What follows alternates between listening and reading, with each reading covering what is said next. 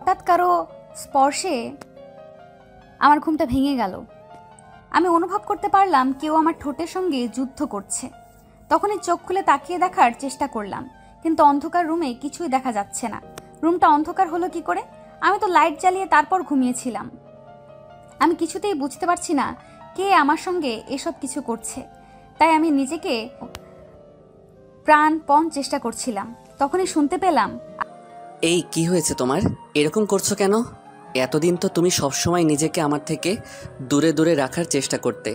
আজ আমাদের বাসর রাত, আজকেও তুমি নিজেকে আমার থেকে দূরে রাখার চেষ্টা করবে নাকি? আরে নীল, তুমি কখন এসেছো?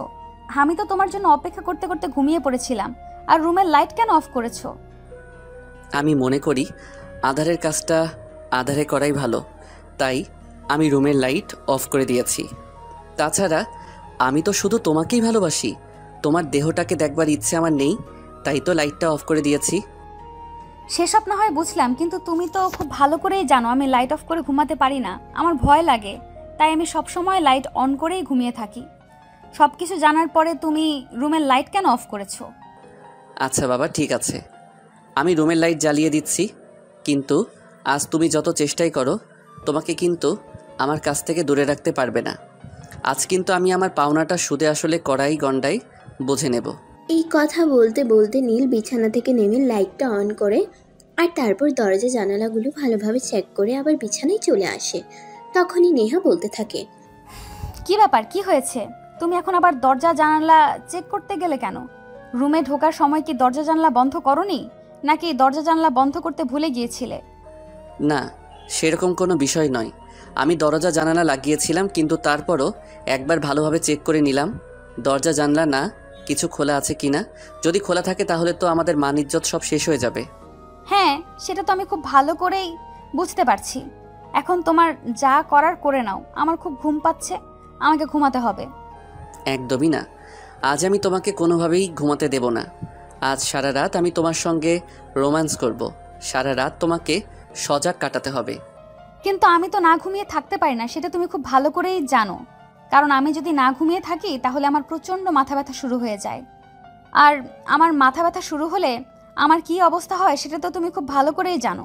সেটা অবশ্য আমি খুব ভালো করেই জানি, কিন্তু তা বললে কি হবে ম্যাডাম? বাসর রাতে জীবনে একবারই আসে, আর এই রাতের অপব্যবহার আমি করতে চাই না। তাই তোমার একটু কষ্ট হলেও আজকে রাতের পরিপূর্ণতা তো আমাকে দিতেই হবে, তা না হলে কিন্তু আমি মানছি না। ওই কথাটা বলা শেষ করার আগেই নীল নেহাকে তার কাছে টেনে নেয় আর তার কপালে আলতো করে ভালোবাসার পরশ এঁকে দিয়ে বলে, দেখো নেহা, অনেক কষ্টের পর আমি তোমাকে পেয়েছি। অনেক চেষ্টা করেছি বিয়ের আগে তোমাকে একটু কাছে পাবার জন্য, কিন্তু তুমি আমাকে কোনো পাত্তাই দাওনি। বরঞ্চ তুমি সবসময় আমাকে বলেছ যদি আমি তোমাকে বিয়ে করি তাহলে আমি তোমাকে পরিপূর্ণ রূপে পাবো। আর এখন তো আমি তোমাকে বিয়ে করেছি, তাহলে আমার কাছে নিজেকে সঁপে দিতে সমস্যাটা কোথায় তোমার, সেটা বলবে? আচ্ছা ঠিক আছে, আমি আর তোমাকে নিষেধ করব না, তোমার যা ইচ্ছে হয় তুমি তাই করো, আমার কোনো সমস্যা নেই। আসলে আমি তোমায় একটু পরীক্ষা করে দেখছিলাম, আমি যদি তোমাকে বলি যে আমি আজও তোমার সঙ্গে শারীরিক সম্পর্কে আবদ্ধ হতে পারবো না, তাহলে তোমার রিয়াকশনটা কেমন হয় সেটা একটু দেখছিলাম আর কি।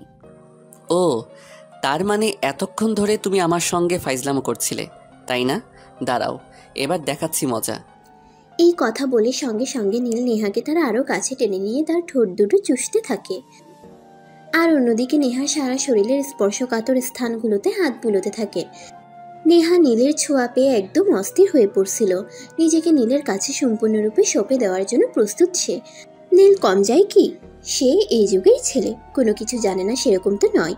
সে এই যুগের ছেলে বলে সব কিছুতেই এক্সপার্ট। সে নেহাকে আদর করতে করতে একদম উত্তেজনার চরম পর্যায়ে নিয়ে যায়। তখন নেহা তাকে বলতে থাকে, নীল প্লিজ আর এরকম করো না, আমি সহ্য করতে পারছি না। এবার প্লিজ আমার একটু ঠান্ডা হওয়ার বন্দোবস্ত করো, তা না হলে কিন্তু আমি সত্যিই বলছি আমি একদম মরেই যাব, আমি আর সহ্য করতে পারছি না। কেন ম্যাডাম, এখনই আপনার কি হয়েছে? আমি তো সবে মাত্র শুরু করেছি, এখনও তো কিছুই করলাম না, আর এখনই আপনি সহ্য করতে পারছেন না? কি বলছেন আপনি এসব? তাহলে এতদিন যে আপনি আমাকে এতটা ঘোরালেন তার কি হবে? নীল প্লিজ, এখন আর তুমি আমার সঙ্গে এসব বিষয় নিয়ে ফাজলামো করো না, আমি সত্যি বলছি আমি আর পারছি না। ওকে মাই ডিয়ার সুইটহার্ট, আমি তোমায় আর জ্বালাচ্ছি না। হাজার হোক তুমি আমার বউ বলে কথা, তোমাকে কি আমি একদিনে সবটা খেয়ে ফেলবো নাকি? রেখে রেখে আস্তে আস্তে চুষে চুষে খাবো, মিল্ক ক্যান্ডি চকলেটের মতো। বুঝতে পেরেছো? হ্যাঁ সেই, তোমার যা ইচ্ছে তুমি তাই করো, তাহলে আমার কোনো আপত্তি নেই, কিন্তু এখন আমি সত্যি অস্থির হয়ে পড়েছি। তখন নীল আর কোনো দেরি না করে নেহাকে নিয়ে চলে যায় ভালোবাসার মহাসমুদ্রে। দুজন ভালোবাসার মহাসমুদ্রে ভাসতে ভাসতে সেদিনের রাতটা কাটিয়ে ফেলে। সকালবেলা যখন ঘুম ভাঙে তখন নেহা আর নীল দুজনে একে অপরকে জড়িয়ে ধরে ঘুমাচ্ছিল। নেহা নীলকে ছাড়ানোর জন্য চেষ্টা করছে, কিন্তু নীল তো নেহাকে কোনোভাবেই ছাড়ছে না। এই নীল, কি করছো তুমি? সকাল হয়ে গেছে তো, বাড়ির সবাই হয়তো ঘুম থেকে উঠে গেছে, এবার বিছানা থেকে উঠেও ফ্রেশ হয়ে আসো। চুপচাপ আর একটু শুয়ে থাকো তো। আমার তো আজ বিছানা থেকে উঠতেই মন চাচ্ছে না।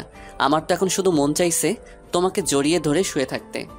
ধ্যাত্তেরি, তুমি না, একদম বেলা হয়ে গেছে, এখনো কেউ ঘুমিয়ে থাকে নাকি? যে ঘড়ির দিকে তাকিয়ে দেখো, একদম সকাল 7টা বেজে গেছে। যদি রুম থেকে বের না হও তাহলে সবাই কি ভাববে বলতে পারো?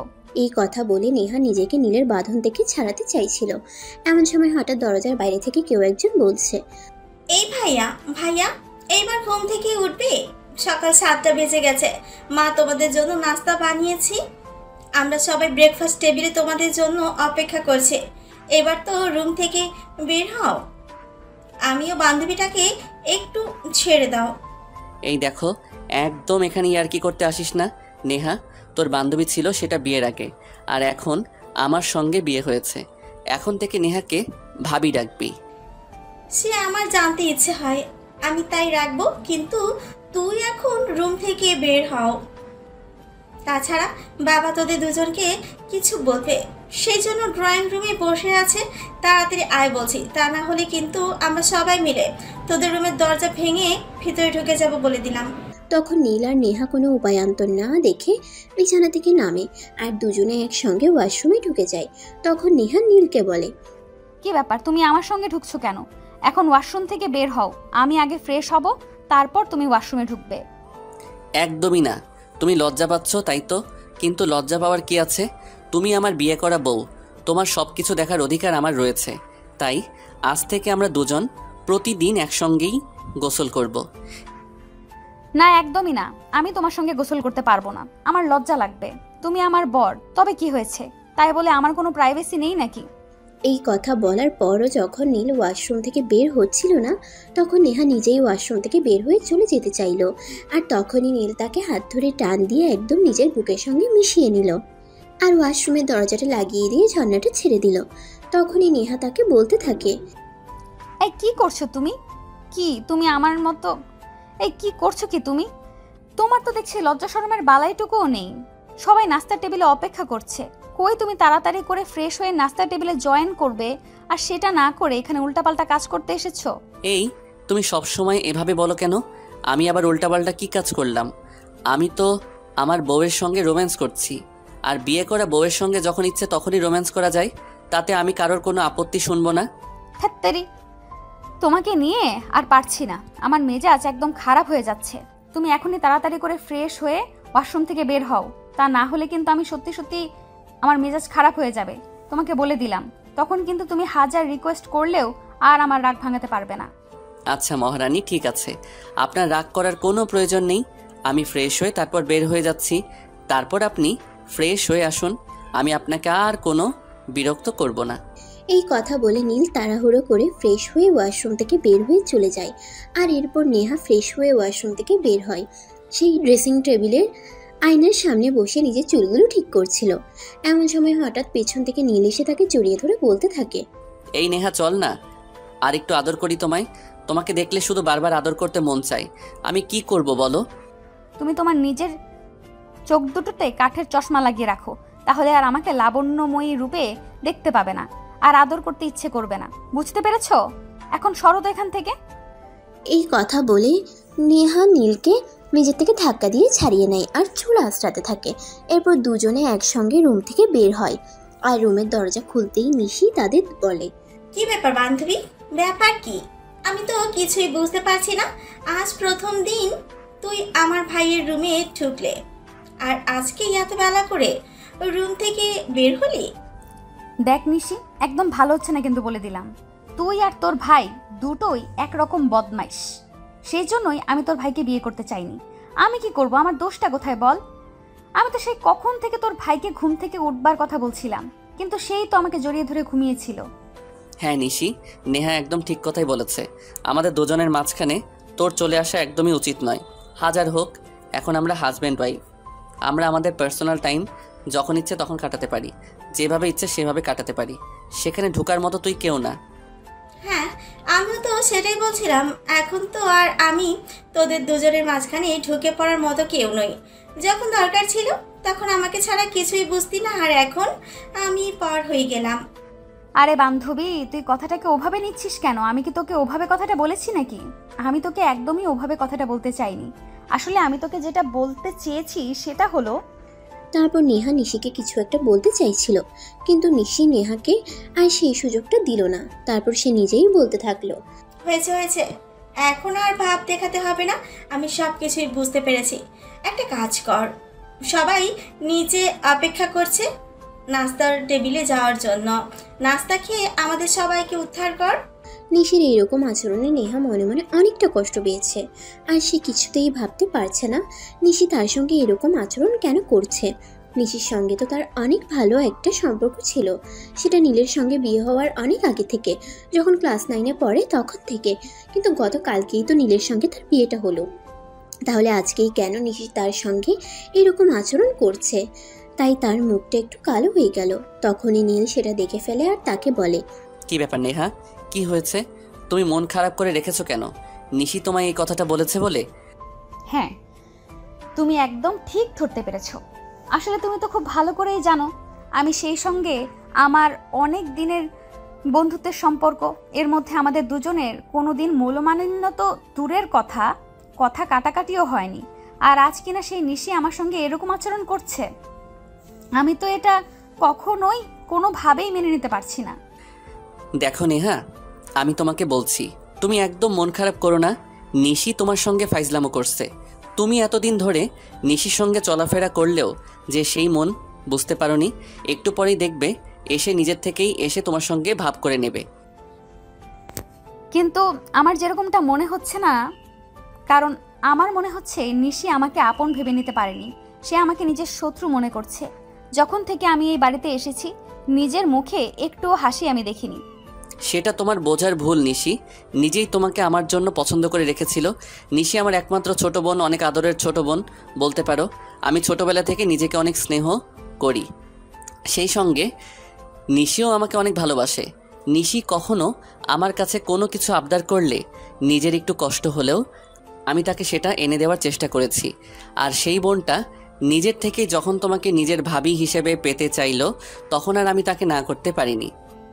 সেটা হয়তো শুধু সময়ের জন্য ছিল, কিন্তু এখন তো তুমি দেখতেই পাচ্ছ যখন থেকে আমি এই বাড়িতে এসেছি নিশি একটুও আমার সঙ্গে ভালো আচরণ করছে না, ভালোভাবে কথা বলছে না। কথাটা বলতে বলতে নেহা যেন একদম কেঁদেই দিয়েছিল, কিন্তু নেহাকে কাঁদবার জন্য সে সুযোগটা না দিয়েই সেখানে নিশি এসে আবার উপস্থিত হয় আর বলতে থাকে, কি ব্যাপার ভাইয়া ভাবি, তোমরা এখনো এখানে দাঁড়িয়ে আছো কেন? আমি সেই কখন তোমাদেরকে ডাকতে এলাম, তাহলে তোমরা আসতে এত লেট করছো কেন? আসতে এত লেট হচ্ছে কেন সেই কথা তুই আমাকে কেন জিজ্ঞাসা করছিস? নেহাকে জিজ্ঞাসা করতে পারিস না? তুই একটু আগে নেহার সঙ্গে যে ব্যবহারটা করেছিস সেটার জন্য নেহা মনে মনে অনেক দুঃখ পেয়েছে। তাই তো সে এখানে দাঁড়িয়ে একদম কান্না করে দিচ্ছিল। কি বলছিস তুই এইসব? আমি তো তোদের সঙ্গে মজা করছিলাম। আর আমি নেহা, তুমি কেমন মেয়ে, এতদিন ধরে আমার সঙ্গে বন্ধুত্ব করছো আর এখনো আমাকে বুঝতে পারলে না? তুমি আমার ভাবি হও, তাই আমি তোমার সঙ্গে একটু মজা করেছিলাম। সেই জন্য তোমাকে এভাবে কেঁদে দিতে হবে নাকি? এটা কি কেউ মজা বলে না? আমি যখন থেকে এই বাড়িতে এসেছি তুমি একবারও ভালো মুখে আমার সঙ্গে কথা বলনি। সব সময় আমাকে খুঁচিয়ে খুঁচিয়ে কথা বলেছো। আমি বুঝতে পেরেছি তুমি আমাকে মেনে নিতে পারছো না। যখন তুমি বুঝতেই পারছো আমি তোমাকে মেনে নিতে পারছি না, তাহলে এখন এই বাড়িতে পড়ে আছো কেন? যে বাড়িতে তোমাকে কেউ মেনে নিতে পারে না সে বাড়িতে তো থাকার কোনো মানেই হয় না। নিশি, তোমরা আমাকে মেনে নিতে পারবে না সেটা বিয়ের আগে বললেই তো পারতে।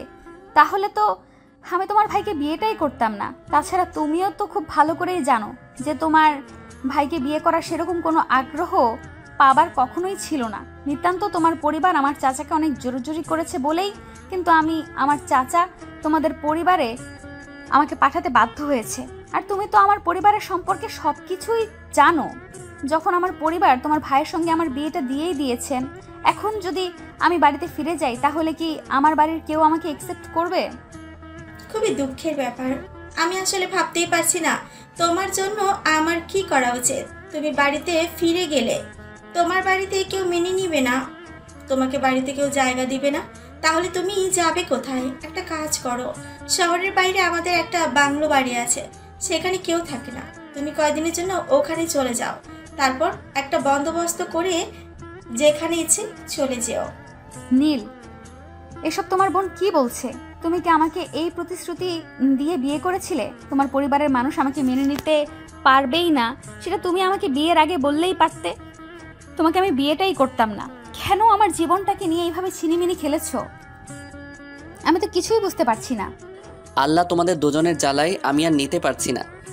তোমরা দুজনে এখন দয়া করে এসব নাটক বন্ধ করো আর নাস্তার টেবিলে চলো। আর নিশি, তোকে বলছি, একদম কিন্তু এখন বাড়াবাড়ি করে ফেলেছিস। এখন যদি এই সব কিছুর পরিসমাপ্তি না ঘটাস তাহলে কিন্তু আমি মায়ের কাছে বিচার দেব। তারপর কি হবে সেটা কিন্তু তুই খুব ভালো করেই জানিস। ওকে ফাইন, ঠিক আছে, আমি আর ফাজলামো করছি না। নেহা প্লিজ এবার নাস্তার টেবিলে চলো।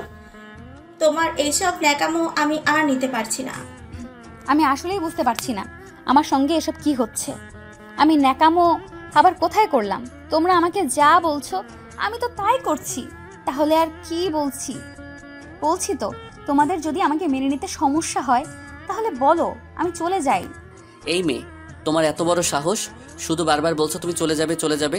তুমি চাপ এটা কোথায় সেটা বলতে পারো? যদি কোথাও থাকার জায়গা না পাই তাহলে রাস্তায় থাকবো। আর এখন তো অনেকেরই ভিটে বাড়ি নেই, তারা তো রাস্তায় দিন কাটায়। তাহলে আমি রাস্তায় থাকতে সমস্যাটা কোথায়? আর যদি একটা কথা বলো তাহলে কিন্তু আমি থাপড়াতে তোমার সব কটা দাঁত ফেলে দিব বলে দিলাম। এখন আর এসব ইয়ার্কি মার্কা কথাবার্তা আমি নিতে পারছি না। আর নিশি, তোকে বলছি, এসব যদি এখন তুই বন্ধ না করিস তাহলে কিন্তু তোর পিঠে কয়টা পড়বে তার কোনো গ্যারান্টি নেই। তুই আমাকে দোষ দিচ্ছিস কেন? তোর বউকে কিছু বলতে পারছিস না? তোর বউ এই যে এত ন্যাকামি করছে, তোর বউয়ের বেলায় কিছুই না, আমি করলেই যত দোষ, তাই না? এই নেহা শোন, আমি আর তোমাদের সঙ্গে কোনো কথাই বলবো না। এবার খুশি তো তোমরা? নিশি প্লিজ, আমি তোমাকে রিকোয়েস্ট করে বলছি, তুমি আমার সঙ্গে এরকম ব্যবহার করো না। তুমি আমার সঙ্গে এরকম ব্যবহার করলে এটা আমি মেনে নিতে পারবো না। দেখো, তোমরা চেয়েছিলে বলেই তোমার ভাইয়ের সঙ্গে আমার বিয়েটা হয়েছে, নয়তো যে তোমার ভাইকে বিয়েটা করার কোনো আগ্রহ আমার ছিল না সেটা তোমরা খুব ভালো করেই জানো। হ্যাঁ, আমি সব কিছুই জানি, কিন্তু তুমি যে ডুবে ডুবে জল খেয়েছো সেটা তো আমি জানতাম না। আমি তো আর কোনোভাবেই জানতাম না তুমি আগে থেকে আমার ভাইকে পছন্দ করতে, শুধু মুখে বলার অপেক্ষায় ছিলে। নিশি আর নেহা দুজনে প্লিজ চুপ করো। আমি তোমাদের এসব আর সহ্য করতে পারছি না। আমি এক্ষুনি আম্মুকে ডাক দিয়েছি। দাঁড়াও, আম্মু একবার এদিকে আসো। কি ব্যাপার নীল, কি হয়েছে? আমাকে ডাকছিস কেন? আমি তো সে কখন থেকে তোদেরকে ডাকছি নাস্তা খেতে আসার জন্য। আম্মু, আগে তুমি তোমার মেয়ে আর বৌমাকে সামলাও। আমি এদের দুজনকে সামলাতে পারছি না। আমার জাস্ট অসহ্য লাগছে। দুইটা শয়তানের হাড্ডি কোথা থেকে এক হয়েছে আমি কিছুতেই বুঝতে পারছি না। আমার মেয়ে আর আমার বৌমা কি করেছে? আমি যতদূর জানি আমার মেয়ে আর বৌমা যথেষ্ট ভালো, কিন্তু তুই এমনভাবে বলছিস যেন তারা মহাভারত শুদ্ধ করে ফেলেছে। সে তোমার মেয়ে বৌমা মহাভারত অশুদ্ধ করেছে নাকি শুদ্ধ করেছে সেটা ওদের কাছে জিজ্ঞাসা করো না, আমাকে কেন বলছো?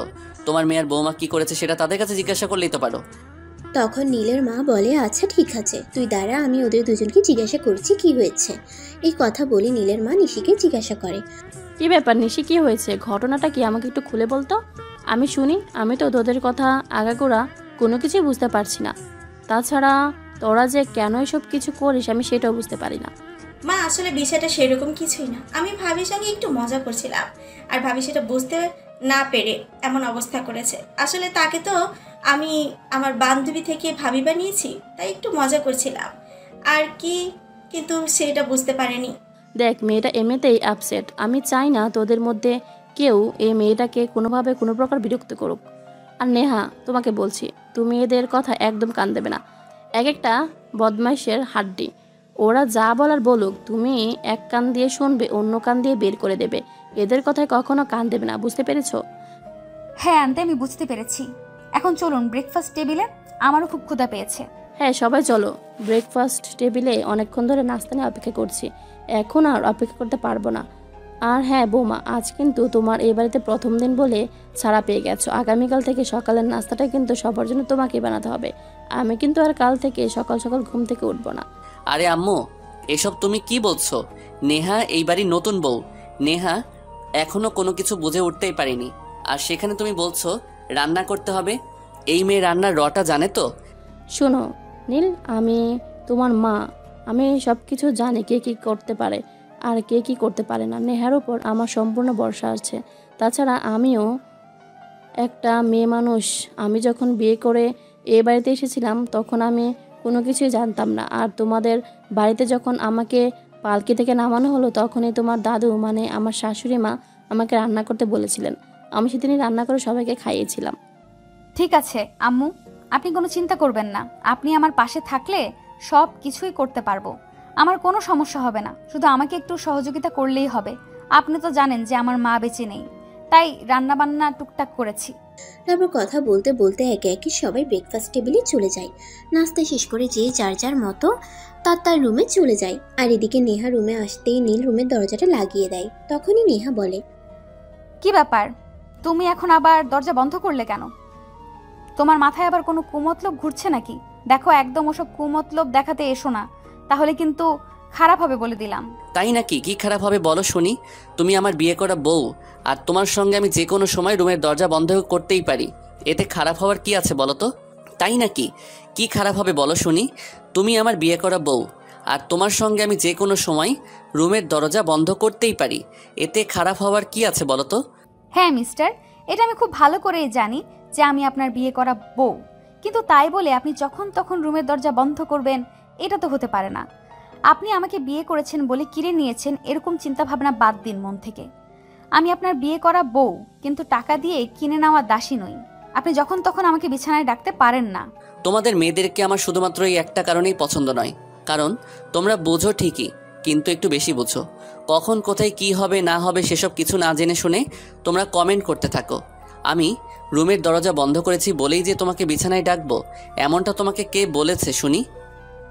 তাহলে তুমি রুমের দরজা বন্ধ করলে কেন এই অসময়ে? এভাবে কেউ রুমের দরজা বন্ধ করে? দেখো, তুমি আমার বিয়ে করা বউ। আমি রুমের মধ্যে তোমার সঙ্গে কি করব না করব সেটাকে অন্য কাউকে দেখানোর ইচ্ছে আছে নাকি বলো? তোমার আর আমার মধ্যে কিছু প্রাইভেসি থাকবে না? আচ্ছা ঠিক আছে, আমার ভুল হয়ে গেছে, আমাকে এবারের মতো ক্ষমা করে দাও। আমি নেক্সট আর কখনো তোমাকে এইভাবে কথা বলবো না। এবার হ্যাপি তো? এই কথা বলে নেহা চুপচাপ বিছানার উপর বসে থাকে। আর এদিকে নীল ড্রেসিং টেবিলের ড্রয়ার থেকে একটা গিফট বক্স বের করে আনে আর সেটা নেহার হাতে তুলে দিয়ে বলতে থাকে, এটা স্পেশালি তোমার জন্য। দেখো তো পছন্দ হয়েছে কিনা। যদি পছন্দ না হয় তাহলে আজ বিকেলে তোমাকে নিয়ে বের হব, আর তোমার পছন্দ মতোই কিনে দেব। তুমি আমাকে কিছু গিফট করবে, সেটা আমার পছন্দ হবে না এমনটা হয় নাকি বলো? অবশ্যই আমার পছন্দ হবে। যাই হোক, এটা এখন রেখে দাও, রাতে দেখবো। এখন আমার শরীরটা একটু টায়ার্ড লাগছে, একটু ঘুমিয়ে নেই। তারপর আজ দুপুরে সবার জন্য নিজের হাতে খাবার তৈরি করব। ওরে বাবা রে বাবা, আমি তো দেখছি আমার মায়ের সঙ্গে সঙ্গে তোমার মাথাটাও খারাপ হয়ে গেছে। তুমি এই বাড়ির নতুন বউ, এখনই তোমাকে রান্না করে ঢুকতে হবে না? তাছাড়া আমি তো 3 মাসের ছুটিতে দেশে এসেছি, তাই না? 3 মাস পর তো আবার দেশের বাইরে চলে যেতে হবে। তখন তো আর আমি আমার বউকে কাছে পাবো না। আর অলরেডি 1 মাস সময় চলে গেছে। বাকি যে কয়দিন আমি বাংলাদেশে আছি, এই কয়দিন তোমাকে আমার কাছাকাছি থাকতে হবে। এরপর নীল আর নেহা গল্প করতে শুরু করে। আর ঠিক 15 মিনিট পরেই দরজায় কেউ নক করে। এই ভাইয়া ভাইয়া, একটু আগে তো ঘর থেকে বের হলি, আর এখন আবার রুমের দরজা বন্ধ করছিস কেন? তোদের কি দরজাটা খোলা রাখতে একটু মন চায় না নাকি? আমিও তোমার ভাইকে সেটাই বলছিলাম, কিন্তু উল্টে তোমার ভাইয়া আমাকে আরো 5টা কথা শুনিয়ে দিল। তো আমি কি করব বলো? এই কথা বলতে বলতে নেহা বিছানা থেকে উঠে গিয়ে দরজাটা খোলে। আর দরজা খোলা মাত্রই নিশি রুমের ভিতরে প্রবেশ করে। রুমে এসে নিশি নেহাকে বলতে থাকে, তোমার মতো সুন্দরী বউ যার আছে সে কি আর রুমের দরজা খোলা রাখবে নাকি? হাজার হোক প্রবাসীর বউ বলে কথা, সে তো আবার কদিন পরেই চলে যাবে। নিশি, তোকে এই সময়ে আমার রুমে আসতে কে বলেছে বলতো? তোর কি আক্কেল জ্ঞান বলতে কোনোদিনও কোনো কিছু হবে না, নাকি তুই আমাকে জ্বালাতন করবার জন্যই এই সব কিছু করিস বলতো? তুই আমার বান্ধবীকে নিয়ে রুমের মধ্যে রোম্যান্স করবি আর আমি কি দূরে বসে থাকবো নাকি? আমাকে একটা বিয়ে দিচ্ছিস না কেন? আমাকে বিয়ে দিয়ে দিলেই তো আর আমি তোদের বিরক্ত করতে আসি না, তাই না? ও তাই নাকি ম্যাডাম? আপনারও বুঝি এবার বিয়ে করার সবচেয়ে গেছে? একদম চর মেরে সব কটা দাঁত ফেলে দিব। এক্ষুনি আমার রুম থেকে বের হওয়ার, চুপচাপ নিজের রুমে গিয়ে পড়তে বসো। নিজে বিয়ে করে বউকে নিয়ে রোম্যান্স করতে পারবে, সেখানে কোনো সমস্যা নেই, কিন্তু যে না আমি বললাম আমাকে বিয়ে দিতে, অমনি ওনার সমস্ত সমস্যা এসে হাজির হয়ে গেল। উনি আমার দাঁত ফেলে দিচ্ছেন। এরে বাবা রে নিশি বোন আমার, তুমি কোনো চিন্তা করো না। ওই যে তোমার 36 নাম্বার বয়ফ্রেন্ড আছে না, ওর সঙ্গে আমি কালকেই কথা বলবো আর তোমার বিয়ের বন্দোবস্ত করব। এই কথা শোনা মাত্রই তো নীলের মাথায় তো একদম চক্কর দেওয়ার মতো অবস্থা, কারণ সে আজ পর্যন্ত একটা প্রেমও করলো না, আর সেখানে 36 নাম্বার বয়ফ্রেন্ড। নেহা কি এই কথাটা তার সঙ্গে মজা করে বলছে, নাকি আইক্কা আলা বাস দেওয়ার জন্য বলছে? এই কথাটা কোনোভাবেই নিশি বুঝতে পারছে না। তাই নিশি নেহাকে বলল, আচ্ছা নেহা, একটা কথা বলো তো, আমি কিন্তু তোমার কথাটা কোনোভাবেই বুঝতে পারছি না। তুমি আমার 36 নাম্বার বয়ফ্রেন্ড বলতে কি বোঝাতে চাইছো? বয়ফ্রেন্ড মানে বয়ফ্রেন্ডের কথা বলছি। আমি কেন? তুমি কি তোমার বয়ফ্রেন্ড সম্পর্কে অবগত নও নাকি? প্রেম করতে পারো তখন কোনো সমস্যা নেই, আর বিয়ে করতে গেলে যত সমস্যা। যখন প্রেম করে ওই মানুষটাকে বিয়েই করতে পারবে না, তাহলে প্রেম করতে যাও কেন বলো তো? নেহা প্লিজ এবার বন্ধ করো, আমার কিন্তু এখন আর ভালো লাগছে না। তুমি এভাবে আমাকে পচাচ্ছ কেন? তুমি খুব ভালো করেই জানো আমার কোনো বয়ফ্রেন্ড নেই, সেখানে তুমি 36 নম্বর বয়ফ্রেন্ড কোথা থেকে জোটাচ্ছ? আমি সেটাই বুঝতে পারছি না। তখন নেহা বলতে থাকে, সকালবেলা তুমি আমার সঙ্গে যেটা করলে আমিও তোমার সঙ্গে সেটাই করলাম। আপন মানুষের সঙ্গে করলে সেটা মজা লাগে, আর নিজের বেলায় করলে সেটা কলিজায় আলাদা লাগে, তাই না? আচ্ছা ঠিক আছে, এখন তুমি কি বলতে এসেছিলে সেটাই বলো, আর তোমার বিয়ে বন্ধ অবস্থায় যত দ্রুত সম্ভব দেখছি করব। নেহা তুমি আমার সঙ্গে এরকমটা করবে এটা আমার কল্পনাতেও ছিল না। আমি ভাবতে পারিনি তোমার মাথায় এত চিন্তা নিয়ে ঘুমাও কি করে। যাই হোক, আমি এমনিতেই এসেছিলাম, আসলে বাড়ির সকল মেহমান চলে গেছে তো, তাই একা একা ভালো লাগছিল না। শোনো, একটা কাজ করি, বিকেলে আমরা সবাই কোথাও থেকে ঘুরে আসি, তাহলে সবারই ভালো লাগবে। আর সেখানে কিন্তু আমরা পরিবারের সবাই মিলে যাচ্ছি, কোথাও ঘুরতে বা রেস্টুরেন্টে খেতে, যেটাই হোক না কেন। তুমি কি তোমার নিজের পায়ে নিজেই কুড়োল মারতে চাইছো নাকি? আমি তো সেটাই বুঝতে পারছি না। তুমি খুব ভালো করেই জানো পরিবারের সকল মেম্বার তোমাকে অ্যাকসেপ্ট করতে পারেনি, আর সেখানে তুমি কি না পরিবারের সকল মেম্বারকে নিয়ে কোথাও ঘুরতে যাবে বলে চিন্তা করছো? হ্যাঁ নিশি, তুই একদম ঠিক কথাই বলেছিস। ছোট কাকিমা কেন যেন নেহাকে অ্যাকসেপ্ট করতে পারছে না। আমি সেটাই বুঝতে পারছি না ওনার সমস্যাটা কোথায়। হ্যাঁ, আমিও সেটাই বুঝতে পারছি না, ছোট কাকিমা কেন যে নেহাকে অ্যাকসেপ্ট করতে পারছে না। আমার মা আমাদের পরিবার যেখানে নেহাকে সানন্দে অ্যাকসেপ্ট করে নিয়েছে, সেখানে উনি কি বোঝাতে চাইছে? দেখো, এটা তো নতুন কিছু নয়। আমি যেদিন থেকে নিজের সঙ্গে বন্ধুত্ব করেছি, যেদিন থেকে এই বাড়িতে আসা শুরু করেছি, সেদিন থেকেই উনি আমাকে একদমই সহ্য করতে পারেন না। উনি আমাকে নিজের প্রতিদ্বন্দ্বী মনে করেন, আর সেটার পেছনে যথেষ্ট কারণ রয়েছে। তোমরা সবাই খুব ভালো করেই জানো ওনার একটা বোনের মেয়ে রয়েছে, যেটাকে নীলের সঙ্গে বিয়ে দেওয়ার চিন্তা করেছিলেন। কিন্তু আমার সঙ্গে নিজের বিয়েটা হয়ে যাওয়াতে খুব বড় একটা প্রবলেম হয়ে গেল, যার কারণে উনি ওনার বোনের মেয়েকে নীলের সঙ্গে বিয়ে দিতে পারলেন না। শোনো, পরিবারের সবাই মেনে নিলেও আমি ওই বিয়েটা কোনোদিনই মেনে নিতাম না, কারণ এই মেয়েটাকে ছোটবেলা থেকে আমি একদম পছন্দ করি না। মেয়েটা সবসময় কেমন যেন একটা উদ্ভট টাইপের, সবসময় শুধু নিজের বিষয়টাই চিন্তা করে, অন্য কারোর ক্ষতি হয়ে গেলেও সেটা দেখার প্রয়োজন মনে করে না। তাই দুনিয়া উল্টে গেলেও ওই মেয়েকে আমি কোনোদিনই আমার ভাইয়ের বউ হিসাবে মেনে নিতাম না। হ্যাঁ নিশি, তুই একদম ঠিক কথাই বলেছিস। এই মেয়েকার যাই হোক বাড়ির বউ বানানো যায় না। যাই হোক নেহা, তুমি এই বিষয়ে কোনো চিন্তা করো না। যেখানে আমি আমার পরিবার তোমাকে পছন্দ করে এই বাড়িতে নিয়ে এসেছি, সেখানে আমরা ওনার কোনো সমস্যাকে কেন বড় করে দেখব বলো তো? ওনার যা ইচ্ছে উনি তাই করুক, তুমি সেদিকে ফিরেও তাকাবে না। তাহলেই সব সমস্যার সমাধান হয়ে যাবে। তারপর নীল, নেহা আর নিশি তিনজনে বসে গল্প করতে থাকে। এদিকে দেখতে দেখতে দুপুর হয়ে এলো। নেহা রুম থেকে বের হয়ে রান্নাঘরে চলে যায় রান্না করার জন্য। তার শাশুড়ি মা রান্না করছিল আর সে তার শাশুড়ি মাকে রান্নার কাজে সহযোগিতা করছিল। তখনই তার ছোট কাকি শাশুড়ি রান্নাঘরে আসে। কি ব্যাপার বড় আপু, তুমি রান্নাঘরে কি করছো? তোমার ছেলে বিয়ে করেছে, এখন থেকে রান্না বান্না সব কাজ তোমার ছেলের বউ করবে, তাহলে তুমি রান্না করছো কেন? হ্যাঁ, সেটা তোমাকে বলে দিতে হবে না, আমি খুব ভালো করে জানি। আমার ছেলে বিয়ে করে আমার জন্য পুত্রবধূ নিয়ে এসেছে, বাড়ির চাকরানি নিয়ে আসেনি যাকে দিয়ে আমি আমার বাড়ির সমস্ত কাজ করাবো। তাছাড়া সে আমার বাড়ির নতুন বউ, তাকে দিয়ে এখনই আমাকে কেন সব কাজ করাতে হবে বল? তোমাদের বাপু ভালো কথা বলতে নেই, কারণ তোমরা ভালো কথাটা কখনোই বুঝবে না।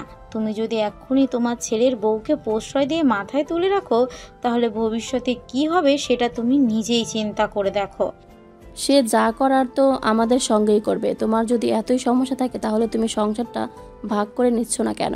তুমি তোমারটা বুঝে নাও আর আমাদেরটা আমাদের মতো থাকতে দাও, তাহলে তো সমস্ত সমস্যায় মিটে যায়, আর কোনো সমস্যাই থাকে না। ছেলের বউ বাড়িতে আসতে না আসতেই তুমি আমাকে এমন কথা বলতে পারলে? এটা কিন্তু আমি তোমার কাছ থেকে কখনো আশা করিনি। আমি সবসময় তোমাকে নিজের বড় বোনের মতো দেখতাম, কিন্তু আজ তুমি আমার সঙ্গে যেটা করলে, তুমি বুঝিয়ে দিলে পর কখনো আপন হয় না। এই কথাটা শুনতে শুনতে নেহা রান্নাঘরে প্রবেশ করছিল। আর যেহেতু নেহা এই কথাটা শুনেই ফেলেছে, তাই সে ছোট কাকি শাশুড়িকে উত্তর দেয়।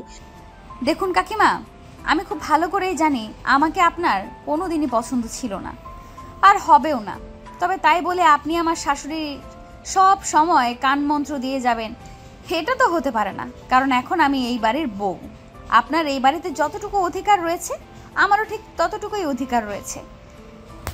তাই আপনি চাইলেই আমার নামে এইভাবে বদনাম করতে পারেন না। দেখলেন তো বড় আপা, আপনি কেমন বেয়াদব মেয়েকে আপনার বাড়ির বউ করে এনেছেন, যে আজ আমার মুখে মুখে তর্ক করছে। কাল আপনার মুখে মুখে তর্ক করবে না, তার কি কোনো গ্যারান্টি আপনি দিতে পারেন? আমি আগেই বলেছিলাম এই মেয়েটা চরম বেয়াদব। আর যাই হোক, এই মেয়েকে বাড়ির বউ বানানো যায় না, কিন্তু আপনারা তো কেউ আমার কোনো কথাই শুনলেন না। উল্টো আমার সঙ্গে জেদ করেই এরকম একটা মেয়েকে আমাদের বাড়ির বউ বানিয়ে নিয়ে এসেছেন। আর হ্যাঁ, এই কারণেই আমার মাকে আমি এত বেশি পছন্দ করি। কাকিমা জানো তো, আমার আর যাই হোক তোমার মতো অন্য কারো কাছে কারণ আমি কুটনেমি করি না। যাই হোক কাকিমা, তোমাকে একটা কথা স্পষ্ট জানিয়ে দিচ্ছি, আজকের পর যদি তুমি কখনো নেহার পেছনে লাগতে আসো তাহলে কিন্তু আমি ছোট কাকার কাছে তোমার নামে বিচার দিব, এটা বলে দিলাম। কারণ তোমার এসব ব্যবহার ইদানিং আমি আর সহ্য করতে পারছি না। মেয়েটার সঙ্গে থেকে থেকে তো দেখছি তুমিও বড্ড বেয়াদব হয়ে যাচ্ছ। তুমি তোমার কাকিমার সঙ্গে কথা বলছো, সেটা তুমি একদম ভুলেই যাচ্ছ। তুমি তো এর আগে কখনো তোমার কাকিমার সঙ্গে এইভাবে কথা বলতে না। হ্যাঁ, বলতাম না, কারণ এর আগে কখনো আমি আমার কাকিমার আসল রূপটা দেখতে পাইনি, তাই। আর যদি আরও আগেই আমি আমার কাকিমার আসল রূপটা দেখতে পেতাম তাহলে হয়তো আরও আগেই আমি আমার কাকিমার কাছে চরম বেয়াদব হয়ে উঠতাম। যাই হোক কাকিমা, এই আমি তোমাকে শেষবারের মতো বলে দিয়েছি, তুমি কিন্তু নেহার পেছনে আর লাগতে আসবে না। কিন্তু কে শুনে কার কথা? যার একমাত্র কাজই ছিল কুটনামি করা, সে কি আর কুটনামি না করে থাকতে পারবে? এই মহিলা সেই শুরু থেকে, যেদিন থেকে নেহা এই বাড়িতে যাতায়াত শুরু করেছে সেদিন থেকেই নেহাকে সে সহ্য করতে পারে না। কারণ নেহা স্পষ্টভাষী অন্যায়ের প্রতিবাদী, এটাই একমাত্র সমস্যা। যাই হোক ভিউয়ার্স, আমরা সেদিকে পা না বাড়িয়ে চলুন একটু ফ্ল্যাশব্যাক থেকে ঘুরে আসি আর সমস্যাটা আপনাদের সঙ্গে ক্লিয়ার করি। নেহা আর নিশি দুজনে খুব ভালো বন্ধু। পড়াশোনা থেকে শুরু করে যাবতীয় বিষয়ে একে অপরকে সহযোগিতা করে। এভাবেই চলতে থাকে তাদের দিন। হঠাৎ একদিন নিশি খুব অসুস্থ হয়ে পড়ে, সেই কারণে নেহা তার খোঁজ নিতে তাদের বাড়িতে আসে। দরজার সামনে দাঁড়িয়ে কলিং বেল চাপ দেওয়ার পর নিশির আম্মু দরজা খুলে দেয় আর নেহাকে দেখেই বলে, কি ব্যাপার মামুনি, তোমাকে তো চিনলাম না, কে তুমি? আন্টি, আমাকে আপনি চিনবেন না, আমি নিশির বন্ধু। নিশি কোথায়? ও আজ কলেজে যায়নি কেন? ও, তুমি নিজের বন্ধু। আসলে নিশি শরীরটা খুব খারাপ, জ্বর এসেছে গতকাল রাত থেকে, তাই ও আজ কলেজে যায়নি। তুমি ভিতরে এসে বসো। তখন আর কোনো কথা না বলে নিশির মাকে অনুসরণ করতে করতে ভিতরে আসে আর ড্রয়িং রুমে বসে। তখনই নিশির কাকি সেখানে আসে। নেহাকে দেখেই তিনি বলতে থাকেন, এই মেয়ে, কে তুমি? তোমাকে তো এর আগে কোনোদিন আমাদের বাড়িতে দেখিনি। আসসালামু আলাইকুম, আমি নেহা, আমি নিশির বন্ধু। নিশি আজ কলেজে যায়নি, সেজন্য খোঁজ নিতে এসেছি। মানুষের কোনো সমস্যা থাকতেই পারে, আর সমস্যা থাকলে কেউ কলেজে যায় না, সেই জন্য আবার বাড়িতে চলে আসতে হয় নাকি? ছোট, এসব কি হচ্ছে? মেয়েটা নিশির বন্ধু, নিশি কলেজে যায়নি বলে নিশির খোঁজ নিতে এসেছে, তাই বলে তুই মেয়েটার সঙ্গে এরকম ব্যবহার করতে পারিস না। তার মানে তুমি কি বলতে চাইছো আমি মেয়েটার সঙ্গে খারাপ ব্যবহার করছি? মোটেও না। আমরাও স্কুল কলেজ লাইফ পেরিয়ে এসেছি, আমাদের বন্ধু বান্ধব ছিল, কিন্তু তাই বলে কোনোদিনও আমাদের বন্ধু যদি স্কুল কলেজে না যেত তাহলে হুট করে এভাবে পারমিশন ছাড়া তার বাড়িতে চলে যেতাম না। শোন ছোট, তখন সময়টা ছিল আর এখন অন্য একটা সময় এসেছে, তাই আমি তোকে রিকোয়েস্ট করে বলছি তুই মেয়েটার সঙ্গে এরকম আচরণ করিস না। আর নেহা, তোমাকে বলছি তুমি ওনার কথা কিছু মনে করো না, উনি বরাবরই এরকম, কার সাথে কেমন ব্যবহার করতে হয় সেটা জানেন না। তুমি আমার সঙ্গে চলো, আমি তোমাকে নিশির রুমে নিয়ে যাচ্ছি। তখন নেহা আর কোনো কথা না বলে চুপচাপ নিশির মায়ের পেছনে পেছনে নিশির রুমে চলে আসে। নেহাকে দেখেই তো নিশি লাফ দিয়ে বিছানা থেকে উঠে বসে বলতে থাকে, আরে দোস্ত, তুই আমার বাড়িতে চলে আসলে কিভাবে? আমি তো কোনোদিন তোকে আমার বাড়ির ঠিকানাই দেইনি, তাহলে চিনলি কিভাবে? বুঝি না বাপু, এই মেয়ের পা কত লম্বা, আর এই মেয়ের মা বাবা কেমন, এত বড় একটা মেয়েকে এলাকায় ছেড়ে দিয়েছে ঘুরে বেড়ানোর জন্য। কাকিমা, তোমাকে এখানে আসার কথা কে বলেছে? সে আমার বন্ধু, আমার সঙ্গে দেখা করতে আসতেই পারে, তাতে তোমার কোনো সমস্যা থাকার কত কথা নয়। তাহলে তুমি তার সঙ্গে এরকম ব্যবহার কেন করছো?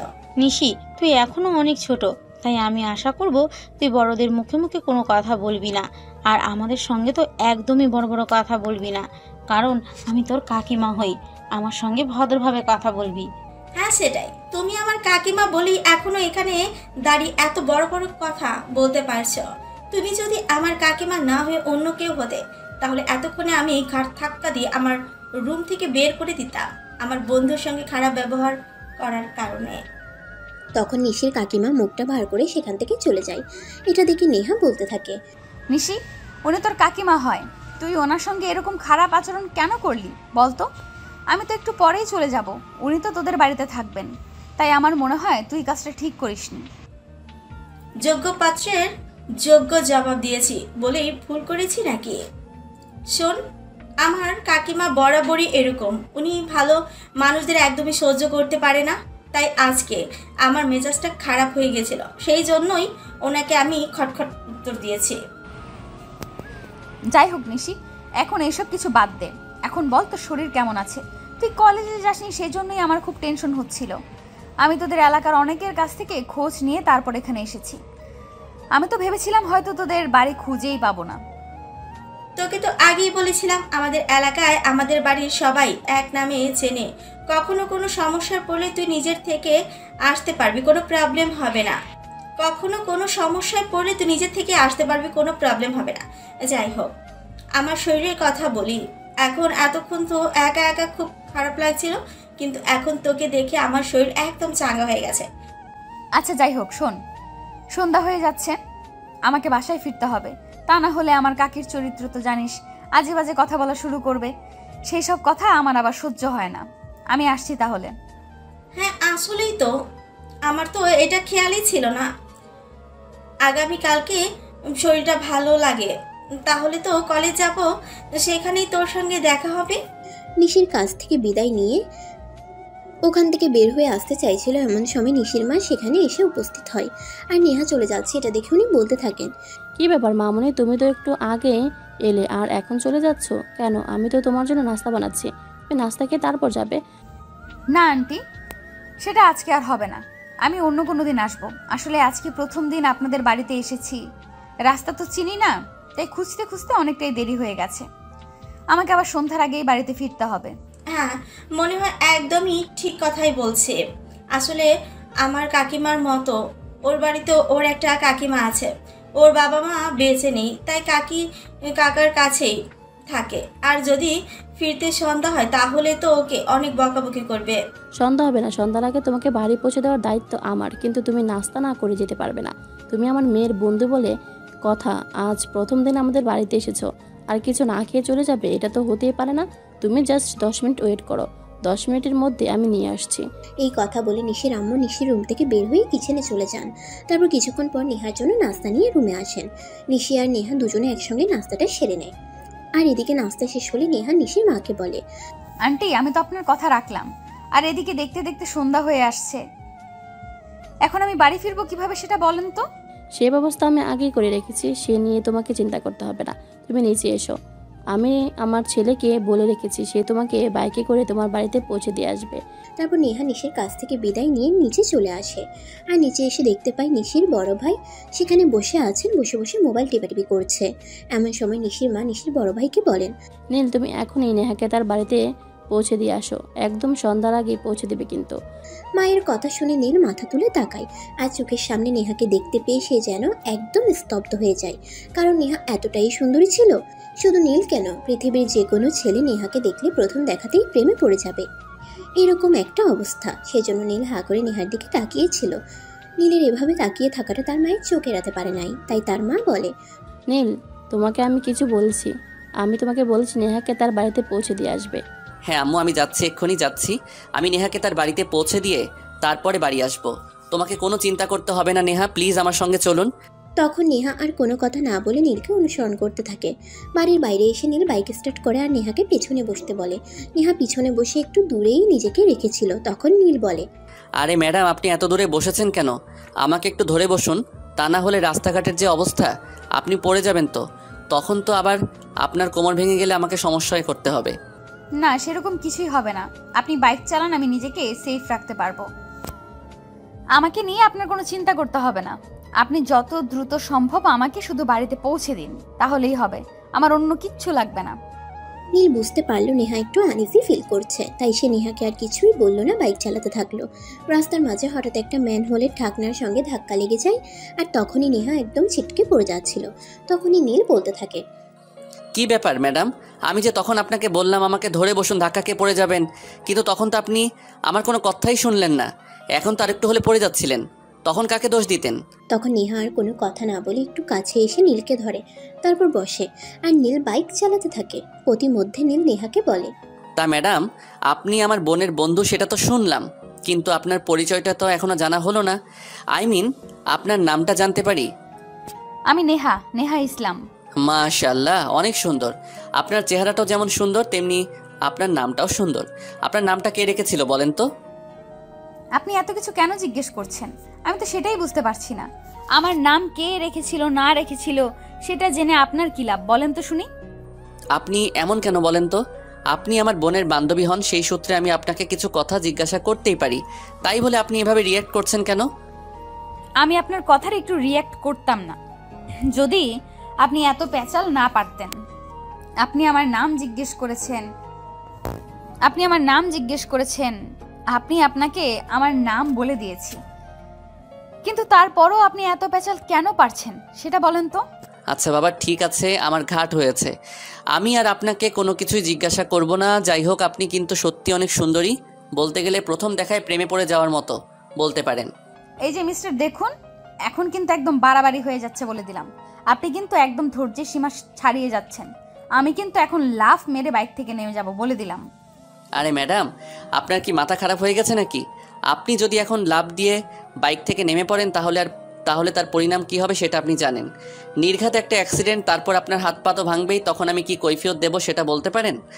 সেই সব কিছু তো আর আমার চিন্তা করার বিষয় নেই। এই সব কিছু হলো আপনার চিন্তা করার কারণ। আপনি একটা অপরিচিত মেয়েকে এত প্রশ্ন করছেন কি করে? আমি তো সেটাই বুঝতে পারছি না। আমি তো অপরিচিত কারোর সঙ্গে কথা বলতে আনকমফোর্টেবল ফিল করি। সেটা অবশ্য ঠিক আছে, কিন্তু আমি তো আপনার এত পরিচিত কেউ নই।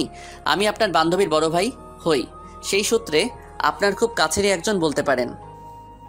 হ্যাঁ ভাইয়া, ঠিক আছে, আমি বুঝতে পেরেছি।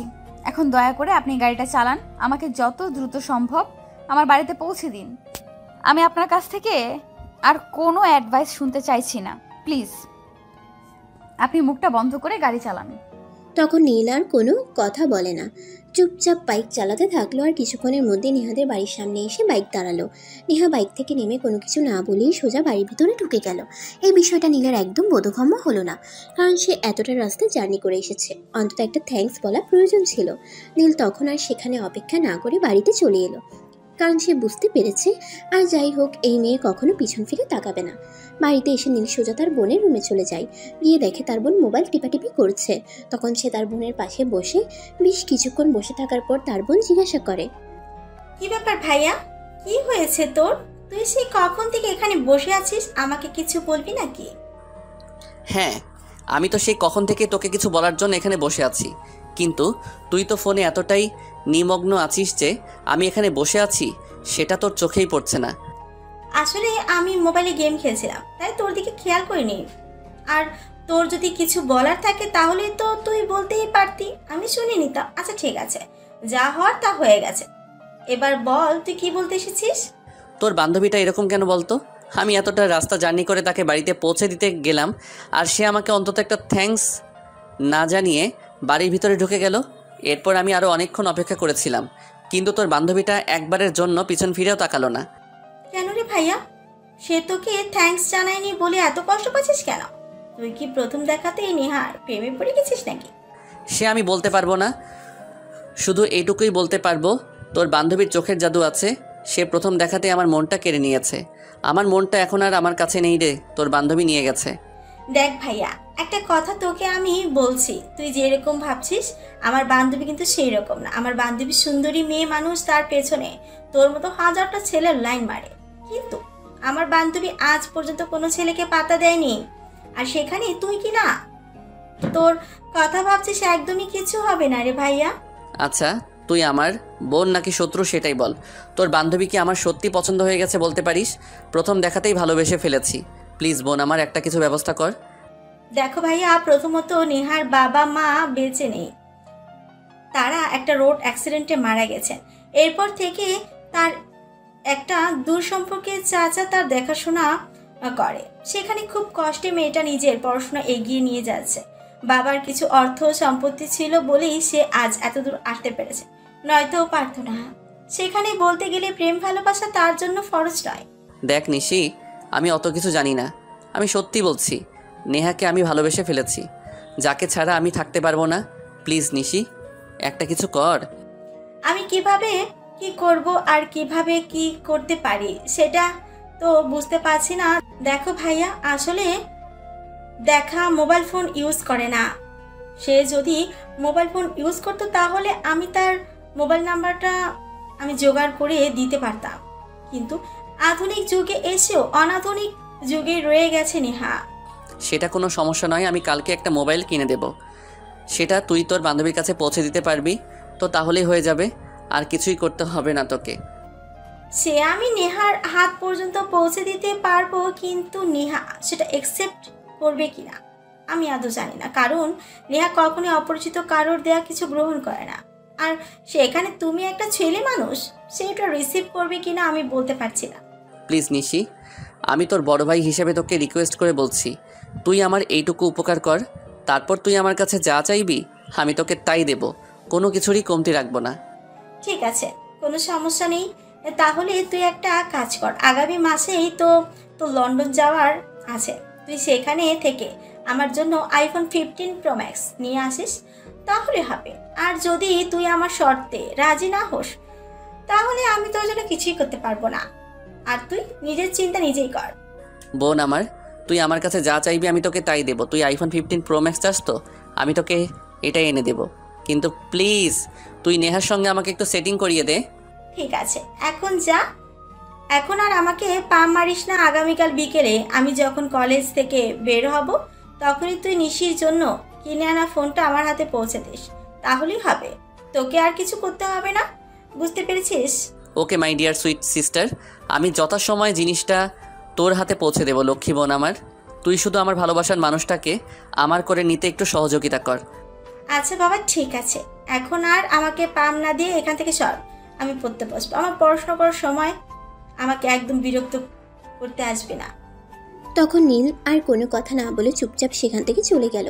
পরের দিন যথাসময়ে এসে নিশির হাতে নেহার জন্য কিনা মোবাইল ফোনটা তুলে দেয়, আর সেটা হাতে পেয়ে নিশি বলে, আমি তোর কাজটা করে দিচ্ছি, তবে তুই কিন্তু আমার কাজটা করে দিতে মনে রাখবি। তুই যদি আমার জন্য আইফোন 15 প্রো ম্যাক্স না কিনে আনিস তাহলে কিন্তু আমি তোর সঙ্গে কোনো কথাই বলবো না। আর একটা ভালো কথা তোকে মনে করিয়ে দিচ্ছি, যদি আমার কথাটা ভুলে যাস তাহলে তুই এটাও মনে রাখিস যে আমি এখন যেভাবে তোর সম্পর্কটা জুড়ে দিচ্ছি ঠিক সেভাবে তোর সম্পর্কটা ভেঙে দিতেও দুইবার চিন্তা করবো না।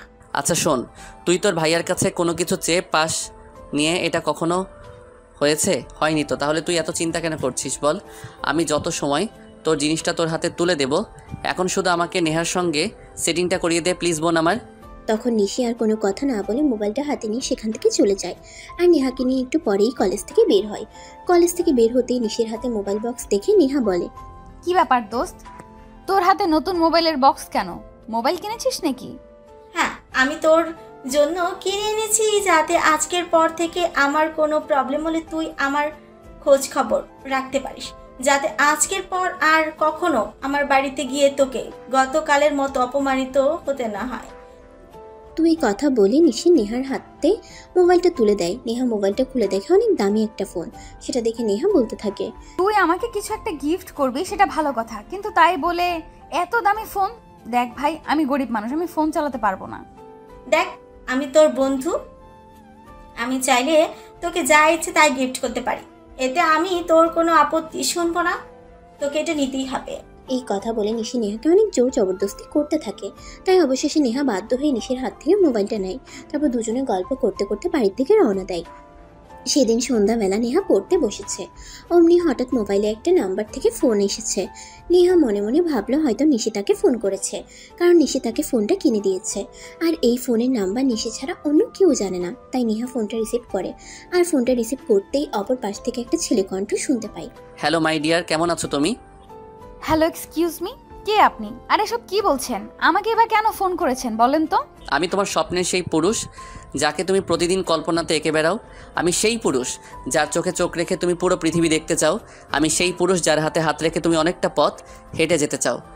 হ্যালো, এক্সকিউজ মি মিস্টার, এসব সস্তা ডায়লগ আমার কাছে দিতে আসবেন না। এসব সস্তা ডায়লগের কোনো মূল্যায়ন আমার কাছে হবে না। আপনি অন্য মক্কেল খুঁজেন। আর এটা মনে হয় রং নাম্বার, তাই নাম্বারটা একটু ডিলিট করে দিবেন। একদমই না ম্যাডাম, আমি সঠিক জায়গায় আর সঠিক নাম্বারে ফোন করেছি। আমি আমার প্রিয়তমার কাছে ফোন করেছি। আমি একজন আর্কিটেক্ট।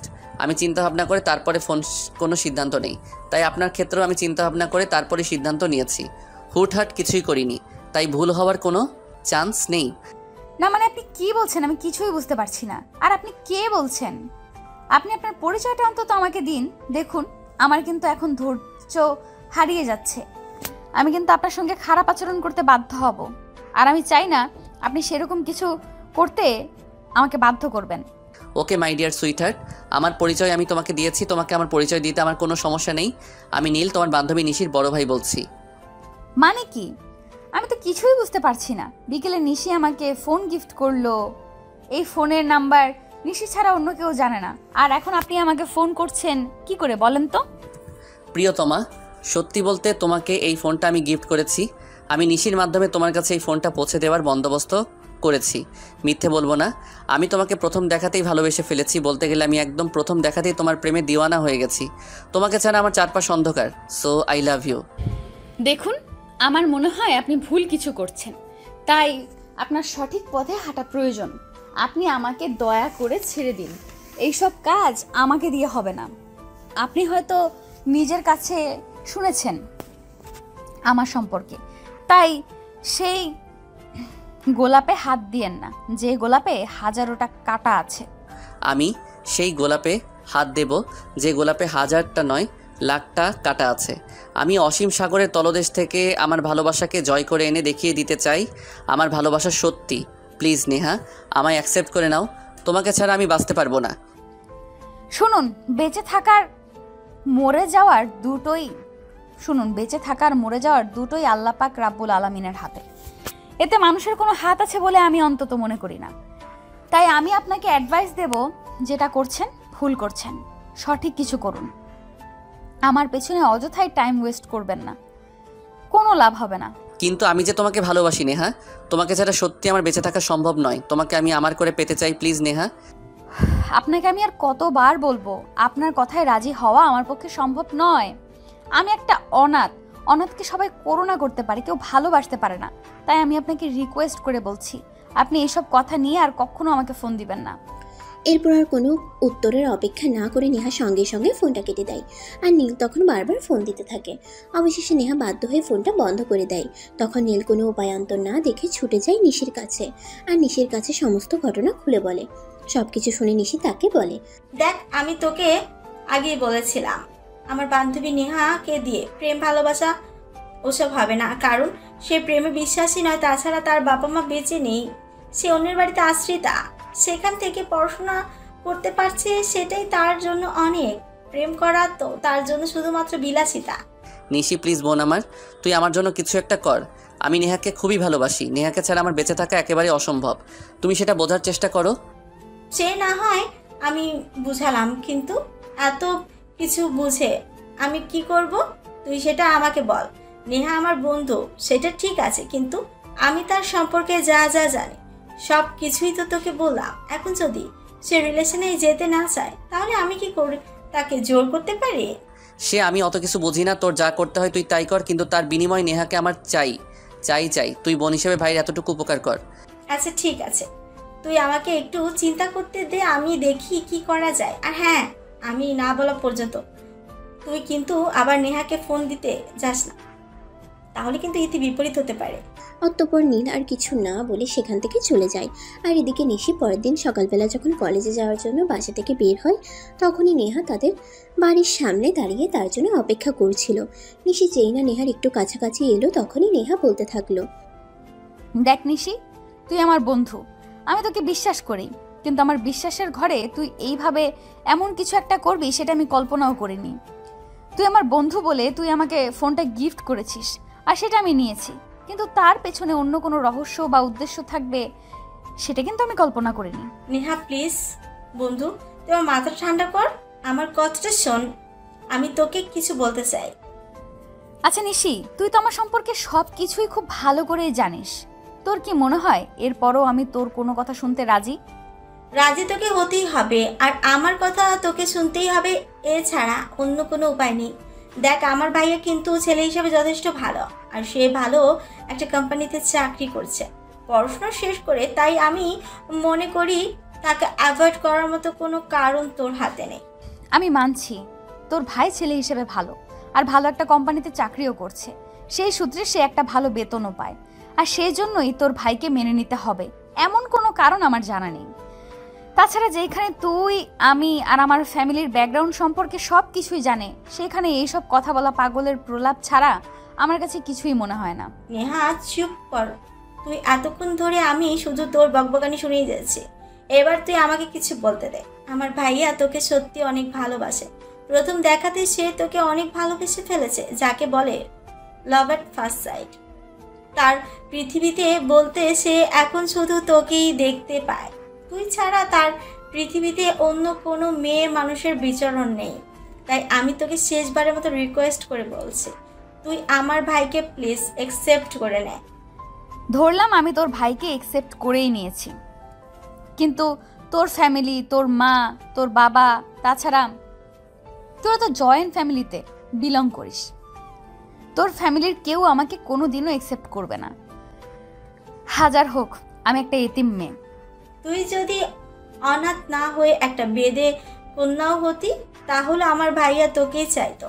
তাই আমি বলবো ওইসব কিছু অজুহাত আমার ভাইকে দেখিয়ে কোনো লাভ হবে না, কারণ আমার ভাইয়া সত্যি তাকে ভালোবাসে, সে জাতকুল আর ধর্ম বর্ণ বিচার করে না। নিশি, আমি বুঝতে পারছি না তুই কেন এভাবে আমাকে জোরাজোরি করছিস। তুই তো জানিস আমি কখনোই আমার সিদ্ধান্তের বাইরে কোনো কিছু করি না, আর করতে পছন্দও করি না। তার কারণ হলো আমার ভাইয়া তোকে না পেলে দেবদাস হয়ে যাবে সেরকমটাও নয়, এমনকি তোকে না পেলে সে সুইসাইড করবে এমনটাও নয়। তোকে কাছে পেলে তার জীবনটা হয়তো খুব সুন্দর হয়ে সাজবে, আর নয়তো তার জীবনটা একটু অগোছালো হয়ে রয়ে যাবে।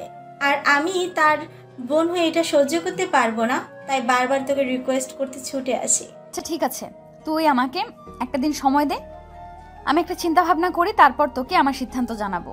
এই কথাটা শোনা মাত্রই নিশি নেহাকে জড়িয়ে ধরে বলতে থাকে, তোর সিদ্ধান্তে অবশ্যই হ্যাঁ হতে হবে, কারণ আমি আমার ভাইকে হেরে যেতে দেখতে পারবো না। তুই আমার বান্ধবী, তোকে আমি যতটা ভালোবাসি তার চাইতে আমি অনেক বেশি ভালোবাসি আমার ভাইয়াকে। আমার ভাইয়া পরাজয় মেনে আমি নিতে পারবো না, প্লিজ তোর উত্তরটা যেন হ্যাঁই হয়। এরপর যেতে যেতে একটা দিন চলে গেল। পরের দিন ঠিক সময়ে নিশি নেহাকে ফোন করে, কি ব্যাপার দোস্ত, কেমন আছিস? আর আমি তোকে কিছু জানাতে বলেছিলাম, সেটার কি খবর? এই তো আছি ভালোই, আর এখন থেকে হয়তো আর একটু ভালো থাকবো, কারণ আমি তো ভাইয়ের সঙ্গে রিলেশনে যেতে রাজি। আর তোর ভাইয়ের সাথে রিলেশনে গেলে হয়তো তোর ভাইয়া আমাকে আর একটু বেশি কেয়ার করবে, তাই হয়তো একটু বেশি ভালো থাকবো। হ্যাঁ, সেটা তো অবশ্যই। সত্যিকারের পুরুষের ভালোবাসা ভয়ঙ্কর রকমের সুন্দর হয়। তাহলে এই গুড নিউজটা আমি এক্ষুনি আমার ভাইয়াকে জানিয়ে দিই বলিস? যে বিষয়ে আমি কিচ্ছু জানি না, তোর যদি ইচ্ছা হয় তো এক্ষুনি তোর ভাইকে এইসব, সেই বিষয়ে আমি কিচ্ছু জানি না, তোর যদি ইচ্ছে হয় তো এক্ষুনি তোর ভাইকে এইসব কিছু জানিয়ে দেবে, তাহলে জানিয়ে দে। আর তুই যদি মনে করিস এখন তোর ভাইকে কিছু জানাবি না, তাহলে সেটাও তোর ব্যক্তিগত ব্যাপার, এই বিষয়ে আমি তোকে কিছুই বলবো না। নেহার কাছ থেকে এই কথা শুনে নেহাকে নিশি বলে, এরকম একটা আনন্দের সংবাদ লুকিয়ে রাখা যায় নাকি? আর আমি যদি এই আনন্দের সংবাদটা লুকিয়ে রাখি তাহলে আমার ভাই আমাকে কি করবে সেটা তুই খুব ভালো করেই জানিস। তাই আমার মনে হয় এক্ষুনি আমার ভাইকে এই বিষয়টা জানিয়ে দেওয়া উচিত। আমি তোকে বললাম, তোর এই বিষয় নিয়ে আমার কোনো মাথা ব্যথা নেই, সে তোর যা ইচ্ছে করতে পারিস। এই কথা বলে নেহা ফোনটা কেটে দেয়। আর অপরদিকে নিশি ফোনটা কেটে দিতে দৌড়ে নিজের রুম থেকে বের হয়ে ভাইয়ার রুমে চলে যায়। আর গিয়ে দেখতে পায় ভাইয়া ব্যালকনিতে বসে উদাস মনে আকাশের দিকে তাকিয়ে আছে। তখনই হঠাৎ সে পিছন থেকে ভাইয়ার কাঁধে হাত রেখে বলতে থাকে, কি ব্যাপার ভাইয়া, কি হয়েছে তোর? তুই এভাবে উদাস মনে আকাশের দিকে তাকিয়ে আছিস কেন? তোর কি খুব বেশি মন খারাপ? দেখ, সবসময় এইভাবে ইয়ার্কি করতে আসিস না, কারণ তুই খুব ভালো করেই জানিস আমার মন খারাপ, আর কেন মন খারাপ সেটাও তুই খুব ভালো করে জানিস। তারপরও তুই এসব ইয়ার্কি করতে আসছিস কেন? কি বলবি বল, না হলে চলে যাচ্ছিস কেন? ভাইয়া, তুই এভাবে আমাকে বলতে পারলি? হাজার হোক আমি তো তোরই বোন হই, আর বোনের সঙ্গে কেউ এভাবে আচরণ করে এটা আমার সত্যি জানা ছিল না। হ্যাঁ, যাই হোক, আমি তাহলে যাচ্ছি, যেটা বলতে এসেছিলাম সেটা আর বলা হলো না। এই কথাটা শোনা মাত্রই নীল থমকে গিয়ে পিছন ফিরে তাকায় আর বোনের হাত ধরে বলতে থাকে, না বলে চলে যাচ্ছিস কেন? তুই তো খুব ভালো করে জানিস এমনিতে আমার মন ভালো নেই। নেহাকে ভালোবাসার কথা বলতে গিয়েও বলতে পারলাম না। প্রেম শুরু হওয়ার আগেই মনে হয় শেষ হয়ে যাবে। তুই অত কিছু বললি না, তাই খুব মন খারাপ লাগছিল।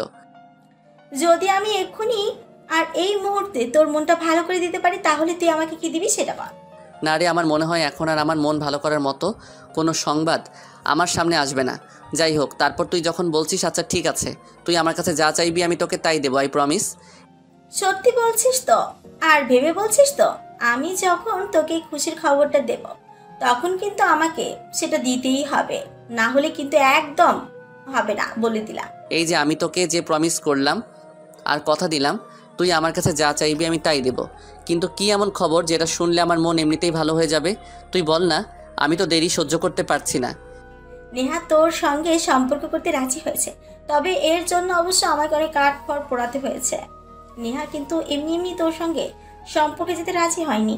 কি বলছিস বন্ধু? সত্যি বলছিস তো? সত্যি সত্যি নেহা আমার সঙ্গে সম্পর্কে যেতে রাজি হয়েছে, নাকি তুই অকারণে মিথ্যা কথা বলছিস? কি বলছিস বোন, সত্যি বলছিস তো? সত্যি সত্যি মেয়েরা আমার সঙ্গে সম্পর্কে যেতে রাজি হয়েছে, নাকি তুই অকারণে মিথ্যা বলছিস? দেখ ভাইয়া, যার জন্য চুরি করি সেই বলে চোর। তাহলে কিন্তু এটা মেনে নেওয়া যায় না, কারণ আমি এতে কষ্ট করে নেহাকে তোর সঙ্গে রিলেশন করতে রাজি করালাম, আর তুই এখন কি না তুই বলছিস আমি মিথ্যে কথা বলছি। এটা কিন্তু অপমানের চরম পর্যায়ে পৌঁছে গেল। নিশির কথা শুনে নীল খুব ভালোভাবেই বুঝতে পারলো নিশি তার সঙ্গে সত্য কথাই বলেছে, একটুও মিথ্যে কথা বলছে না। তাই সে নিশিকে বলে, আই এম সো সরি, আমার ভুল হয়ে গেছে, আমাকে এবারের মতো ক্ষমা করে দে।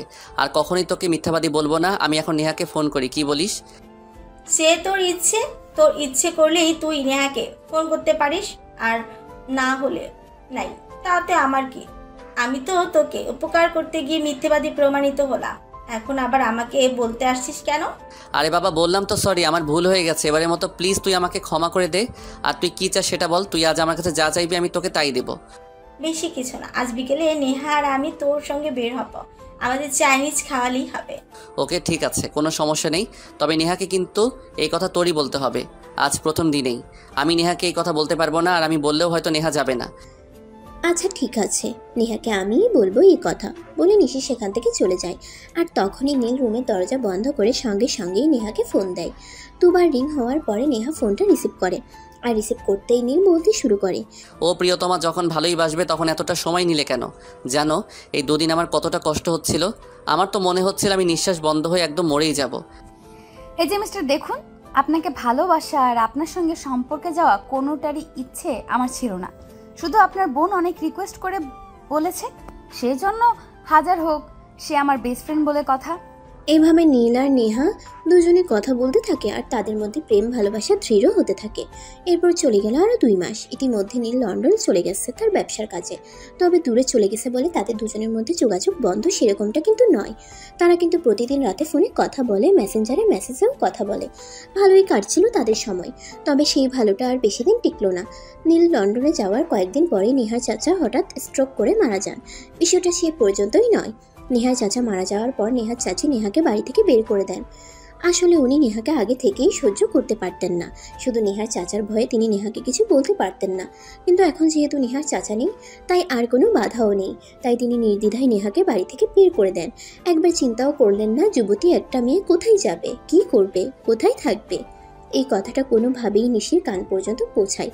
আর নিশি এই কথাটা শুনেই তার মাকে বলে, মা নেহাকে তার চাচি বাড়ি থেকে বের করে দিয়েছে। এসব তুই কী বলছিস? এমন যুবতী একটা মেয়েকে কেউ এভাবে বাড়ি থেকে বের করে দেয়? তাছাড়া নেহা তো ওনার নিজের সন্তানের মতো, তিনি কিভাবে পারলেন এই কাজটা করতে? আমিও তো এটাই বুঝতে পারছি না, উনি মানুষ নাকি অন্য কিছু। একটা মানুষ এরকম কাজ কোনোদিন করতে পারে? এটা তো আমার বিশ্বাসই হয় না। হ্যাঁ, এটা কোনো মানুষের কাজ হতে পারে না। আচ্ছা যাই হোক, নেহা এখন কোথায় আছে সেই বিষয়ে তুই কোনো আপডেট পেয়েছিস? যদিও আমি কনফার্ম কিছু জানি না, তারপরও আমি আমার এক পরিচিত জনের কাছে শুনেছি নেহাকে নাকি বাড়ি থেকে বের করে দেওয়া হয়েছে। তাদের বাড়ির সামনে একটা রাস্তায় আছে, সেখানে বসে কান্না করছে। আমি কি এ বিষয়ে ভাইয়াকে কিছু জানাবো? না না, তোমার ভাই বিদেশে একটা কাজে গেছেন, সে সব কিছু জানতে পারলে মন খারাপ করবে আর অযথাই টেনশন করবে। তাই আমি বলবো এই বিষয়ে তোমার ভাইয়াকে এখন কিছু বলার প্রয়োজন নেই। আসলে আমরা আছি তো, চলো না দেখি আমরা কোনো সমাধান করতে পারি কি না। আমরা কি সমাধান বের করব মা? আমি তো কিছুই বুঝতে পারছি না। তাছাড়া নেহার এই সময় অন্য কিছু না হোক, অন্তত বন্ধু হিসেবে তার পাশে দাঁড়ানো আমাদের কর্তব্য। কিন্তু কি করব? তুমি একটা কাজ করো এখনই, আর এক মুহূর্ত দেরি না করে আমাদের ড্রাইভারকে নিয়ে বেরিয়ে পড়ো। নেহা যেখানে থাকুক না কেন, যদি জীবিত থাকে তাহলে তাকে নিয়ে তারপর বাড়িতে ফিরবে, এটা আমার আদেশ। কিন্তু আম্মু, নেহাকে যদি আমি আমাদের বাড়িতে নিয়ে আসি তাহলে তো আমাদের বাড়িতেও ঝামেলা শুরু হয়ে যাবে। কারণ ছোট কাকিমা তো নেহাকে একদমই সহ্য করতে পারেন না। ছোট কাকিমার কথার মাঝে নেহা আমাদের বাড়িতে আসে, আর সেখানে কিনা আমি নেহাকে আমাদের বাড়িতে আনতে যাব।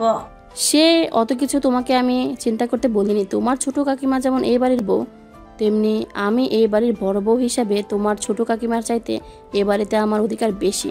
তাই আমি তোমাকে যেটা বলছি তুমি সেটাই করো। তুমি এখনই বাড়ি থেকে বের হও, আর নেহাকে না পাওয়া পর্যন্ত বাড়িতে ফিরবে না। তখন নিশি আর এক মুহূর্ত দেরি না করে বাড়ি থেকে সোজা বের হয়ে গেল আর তার পরিচিত জনে দেওয়া লোকেশনে পৌঁছে গেল। সে সেখানে পৌঁছে দেখতে পেল সত্যি সত্যি নেহা একটা গাছের নিচে বসে অনেক কানাকাটি করছে। নেহার এমন অবস্থা দেখে নিশির যেন একদম কলিজা ফেটে যাওয়ার মতো অবস্থা। কিন্তু সে নিজেকে দুর্বল না করে আস্তে আস্তে নেহার পাশে গিয়ে বসলো আর তারপর নেহাকে বলল, নেহা, তুমি এক্ষুনি আমার সঙ্গে চলো। আম্মু তোমাকে আমার সঙ্গে আমাদের বাড়িতে নিয়ে যেতে বলেছে। নেহা তখন নিশির গলার আওয়াজ শুনে চোখের জল মুছে তারপর নিশির দিকে তাকিয়ে বলতে লাগলো, আরে নিশি, তুমি কখন আসলে? আর আমি যেখানে আছি সেটা তোমাকে কে বললো? সব খবর কাউকে পৌঁছে দিতে হয় না, আমি নিজেই নিজের খবর পেয়ে ছুটে এসেছি। আম্মু আমাকে পাঠিয়েছে, বলেছে তোমাকে সঙ্গে নিয়ে যেতে। নিশি, আমাকে নিয়ে এত চিন্তা করো না। আমি কোনো রকমে কোথাও একটা থেকে যেতে পারবো, কিন্তু তোমাদের বাড়িতে গিয়ে তোমাদেরকে ঝামেলায় ফেলতে চাই না। প্লিজ নিশি, এখান থেকে চলে যাও। নেহা, এখন কিন্তু খুব বেশি বাড়াবাড়ি হয়ে যাচ্ছে। তুমি কিন্তু আমার কোনো কথাই শুনছো না। আমি তোমাকে কত করে বলছি, আম্মু বলেছে তোমাকে নিয়ে যেতে, আর এইদিকে তুমি বারবার আমার মুখের উপর বলেই চলেছো তুমি যাবে না। তুমি চেয়েছো, ওটা কি বলবে? আমি আবার কি চাইবো বলো? দেখো, আমি নিজেই সমস্যার মধ্যে আছি, সেখানে আমি তোমাদেরকে কেন অযথায় সমস্যায় ফেলতে যাব বলো? তোমাদের জয়েন্ট ফ্যামিলি, যদি জয়েন্ট ফ্যামিলি না হতো তাহলে আমি সেখানে গিয়ে থাকতে পারতাম, কিন্তু জয়েন্ট ফ্যামিলিতে বাড়তি মানুষ একটা কিরকম দেখায়। ঠিক আছে, আমি বুঝতে পেরেছি, আমার কথায় কোনো কাজ হবে না। দাঁড়াও, আমি এক্ষুনি আম্মুকে ফোন দিচ্ছি। এই কথা বলে নিশি আর এক মুহূর্ত দেরি না করে তার মাকে ফোন দেয় আর তার মা ফোনটা রিসিভ করতেই নিশি তার মাকে সবকিছু খুলে বলে। সবকিছু শোনার পর নিশির মা নিশিকে বলে নেহার কাছে ফোনটা দেওয়ার জন্য। নিশি তখন ফোনটা নেহার হাতে তুলে দেয় আর নেহা তখন বলে, আসসালামু আলাইকুম আন্টি। দেখুন আন্টি, নিশি এসব কি আবল তাবল বলছে।